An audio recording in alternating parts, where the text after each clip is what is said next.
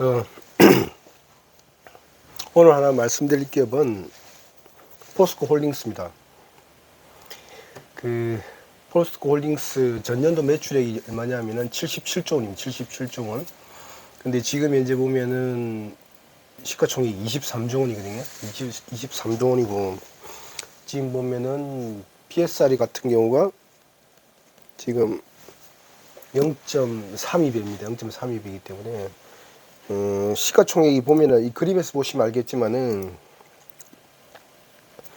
포스코 홀딩스 시가총액이 우리나라 돈으로 보면은 60조 원까지 갔었고, 그 다음 최근에도 보면은 50조 원이 넘어섰잖아요. 넘어섰는데 지금 보면은 지금 시가총액이 오늘 좀 올랐습니다. 2.73% 올라서 23조 원인데, 제가 볼 때는 전고점은 넘어가지 않을까 이렇게 보고 있습니다. 그래서 포스코 홀딩스 시대가 도래했다, 저는 이렇게 보거든요. 여러 가지 호재가 많은 것 같아요. 포스코 홀딩스에 대해서는. 투자는 각자 스스로 판단에 의해서 하셔야 됩니다. 저는 그냥 단순한 정보만 제공해 드리는 겁니다. 정보만 제공해 드리고 여러 가지 이제 좋은 말씀만 해 드리는 거니까. 그래서 여러 가지 호재가 있는데 뭐 11가지 좀 대충 11가지 좀 이렇게 제가 볼 때는 분석이 됩니다. 분석이 되는데, 첫 번째 보면은 물론 다 금리 인하 영향을, 좋은 영향을 받습니다. 그런데 이제 철강이라든지 화학 같은 경우가 금리 인하의 첫째 영향을 많이 받고, 금리 인하가 되면은 소비가 확대됩니다. 소비가 확대되고, 왜냐니까 은행한테 지불해야 될 그 이자가 소비로 쓰여지는 선순환의 구조가 걸리거든요. 그래서 금리 인하가 굉장히 좋다 이렇게 보시면 될 것 같고, 두 번째는 이제 미국의 빅7, 예를 들어 M7 기업들, 그러니까 빅테크 기업들이 조금 주춤하잖아요. 밸류에이션 자체가 조금 이렇게 높다 보니까, 주춤하다 보니까 여러 가지 대안을 찾을 수 있다 이렇게 보는 거죠. 대안을 찾을 수 있는데, 한국물에서 대안을 찾을 수 있다고 보여지는데, 그 중에서 포스코홀딩스가 그 대안으로 부상하지 않을까, 이제 그냥 그렇게 보고 있습니다. 물론 포스코홀딩스가 밸류에이션이 싸다고 해서 말씀드리는 건 아니에요. 근데 포스코홀딩스는 이 그림에서 보시면 알겠지만은 2009년까지는 2008년, 2009년까지는 어떤 거냐면은 이머징 시장에 공급하는, 수출하는 철강 기업이었습니다. 철강 기업, 그죠? 근데 지금 포스코홀딩스를 철강 기업이라고 말하는 사람들이 있나요?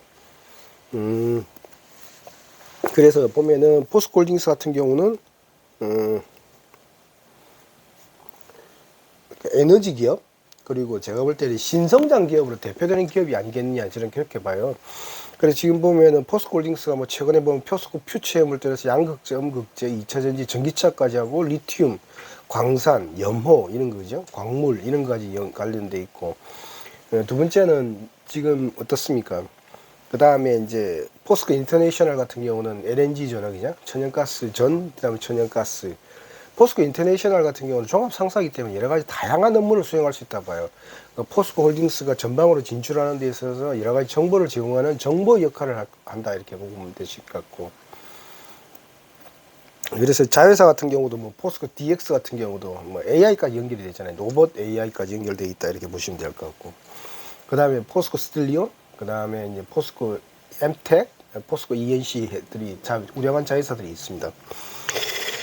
그래서 지금 보면은 그러니까 오히려 포스코 홀딩스가 성장을 대변한다, 저는 이렇게 봐도 된다고 봐요. 성장을 대변하는 회사다.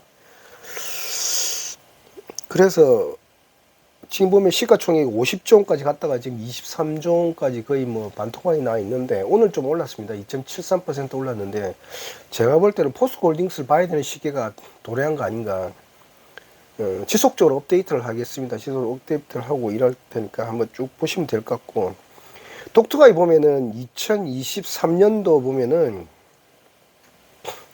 철강 기업들이나 화학 기업들이 많이 떨어졌는데, 그때 당시에 많이 부각이 됐었어요. 그죠? 23년도에 부각된 거 보면은 성장을 대변하는 기업으로서 포스코 홀딩스를 주목한 거 아니냐, 시장에서. 저는 이렇게 보거든요.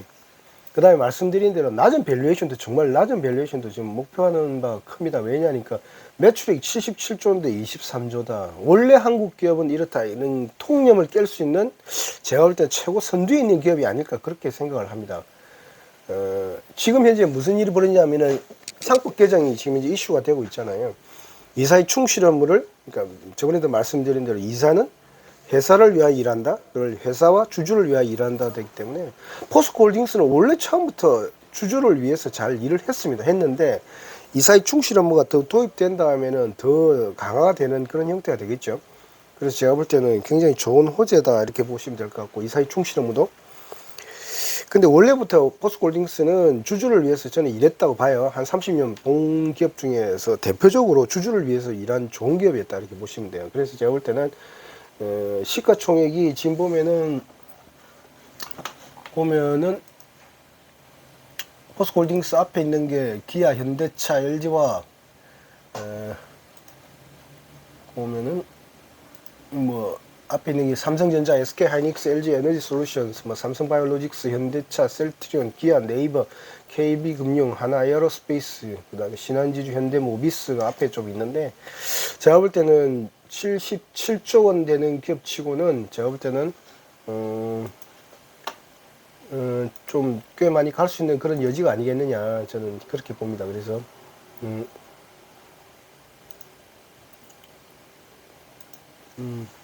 그래서 저는 좋게 봐요. 좋게 보니까 여러분들도 좀 한번 보시면 될 것 같고, 두 번째는 이제 아까 조금 전에도 말씀드렸지만은 시가 포스코 퓨처엠 같은 경우는 굉장히 이렇게 시장에서 많이 부각이 됐지 않습니까? 그래서 지금 이제 11조 원인데 매출액 5조 원에 11조 원 정도 되는데, 투자자분들이 포스코 이러면은 옛날에는 조금 무겁다는 개념인데 포스코 퓨처엠을 보면서 굉장히 가벼워졌다. 그리고 이제 시장의 반응을 많이 잘할 수 있겠다는 그런 생각을, 좋은 생각을 하시는 것 같아요. 그래서 제가 볼 때는 성장이라는 단어가 붙으면 포스코 홀딩스가 부각되지 않겠냐를 보고 있고, 제가 볼 때는 포스코 홀딩스는 뭐 홀딩스가 보면 좀 무겁잖아요. 무거운데 그렇진 않아요. 포스코 홀딩스는 포스코 홀딩스 홈페이지 가보세요. 홈페이지 가보면 주주 서한이라고 있습니다. 거기 보면은 우리가 포스코 홀딩스로 왜 바꿨는지, 정말 투자를 잘 집행하고 홀딩스로서 이렇게 투자를 분배를 잘하고 성장을 주체하기 위해서 홀딩스를 바꿨다는 그런 정말 선언적인 의미가 있는데, 저는 30년 동안 봤는데 그렇게 수행을 해요. 정말. 그러니까 글과 행동이 거의 똑같은 기업이다, 저는 그렇게 봐요. 그래서 굉장히 저는 좋게 보고 있습니다. 그래서 지배구조도 우량하고 뭐 상법 개정도 진행 중이지만 그걸 떠나서 원래 우량한 회사였다기 때문에 제가 볼 때는 우리나라 투자자들한테 주목을 받을 수 있는 그런 기업이다 볼 수가 있을 것 같고, 최근에 보면은 트럼프 대통령이나 바이든 대통령이나 US 스틸, 미국 철강에 대해서 굉장히 애착을 가지잖아요. 그죠? 철강 회사가 없으면 안 된다는 그런 생각을 갖고 있잖아요. 그래서 니폰 스틸이 US 스틸을 인수를 하려고 하는데 계속해서 제동을 걸고 있잖아요. 그죠? 왜 제동을 겁니까? 굉장히 철강이 중요하다는 거예요. 철강 화학이. 보면은. 그래서 여러 가지 요번에 일본 총리께서 가셔가지고도 USD를 이야기할 때 그냥 인수 개념이 아니고 뭔가 투자의 개념을 하겠다는 걸 굉장히 강조하잖아요. 왜? 철강 인사, 뭐, 길게 보면 조선도 만들 수 있는 거잖아요. 그죠? 배를 어떻게 만듭니까? 철강은 화학 제품인데. 네, 그렇게 보시면 될 것 같고. 그래서 철강이 부각될 것 같다. 저는 이렇게 보고, 철강 화학 같이 부각될 것 같다. 이렇게 보시면 될 것 같고. 그 다음에 이제 지금 보면은 미국이 중국을 견제합니까? 견제하고 있죠. 그죠? 그러면은 중국이 지금 철강 점유율이 51%거든요. 그래서 보면은 이렇게 옛날에 1985년도 때 미국이 일본을 견제할 때 한국의 삼성전자, SK하이닉스가 많이 컸듯이, 제가 볼 때는 미국이 중국을 견제하면서 그 반사 수혜를 보지 않을까, 저는 이렇게 봅니다.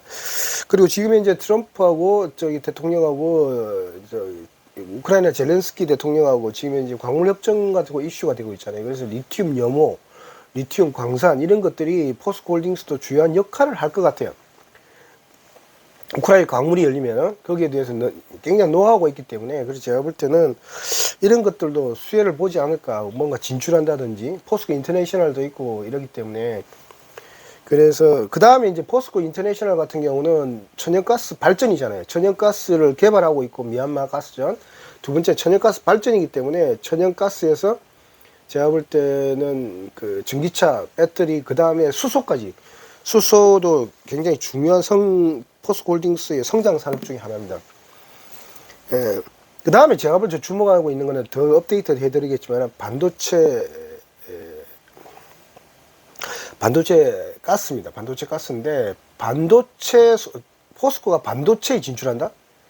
제가 볼 때는 왜냐면 반도체 가스를 하고 있으니까 이미 하고 있으니까요. 그래서 제가 볼 때는 그것도 굉장히 일리 있는 스토리다. 저는 이렇게 보고 있거든요. 그래서